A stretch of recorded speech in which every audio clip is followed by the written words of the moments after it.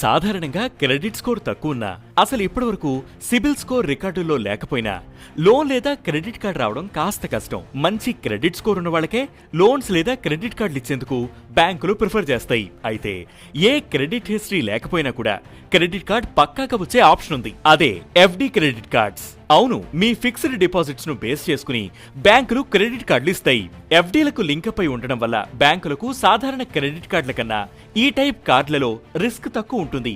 అందుకే ఎలాంటి credit history లేని వారికి కూడా సులువుగా అప్రూవల్ ఇస్తుంటాయి. మీ ఎఫ్డి అమౌంట్ ఎంతుందో దానిని బట్టి క్రెడిట్ కార్డ్ లిమిట్ ఉంటుంది. సాధారణంగా మీ ఎఫ్డి అమౌంట్ లోని 70% నుంచి 90% వాల్యూకి బ్యాంకులు క్రెడిట్ లిమిట్ ఇస్తుంటాయి. ఒకవేళ మీరు బాకీలు చెల్లించకపోతే ఆ అవుట్ స్టాండింగ్ అమౌంట్ ను మీ ఎఫ్డి ఫండ్స్ నుంచి కట్ చేసుకునే అధికారం బ్యాంకులకు ఉంటుంది. ఒకవేళ అలా కట్ చేసుకున్నా మీకు ఎఫ్డి పై వచ్చే ఇంట్రెస్ట్ కంటిన్యూ అవుతూనే ఉంటుంది. పైగా ఈ కార్డు వాడుకుని మీ క్రెడిట్ స్కోర్ కూడా ఇంప్రూవ్ చేసుకోవచ్చు. క్రెడిట్ యూటిలైజేషన్ రేషియో మీ టోటల్ క్రెడిట్ లిమిట్ లో 30%కే పరిమితమయ్యేలా చూసుకోవడం, టైమ్లీ పేమెంట్స్ చేయడం వంటివి మీ క్రెడిట్ స్కోర్ ను పెంచుతాయి. అలా 6 లేదా 12 నెలల టైమ్లీ పేమెంట్స్ చేసుకుంటూ వెళ్తే మీ క్రెడిట్ స్కోర్ పెరుగుతుంది. అప్పుడు బ్యాంకులను రిక్వెస్ట్ చేస్తే మీ క్రెడిట్ లిమిట్ పెంచుతాయి. ఈ లిమిట్ పెరగడం వల్ల క్రెడిట్ యూటిలైజేషన్ రేషియో తగ్గుతుంది. ఫలితంగా మీ సిబిల్ స్కోర్ పై పాజిటివ్ ఎఫెక్ట్ పడుతుంది, అంటే ఇంప్రూవ్ అవుతుంది.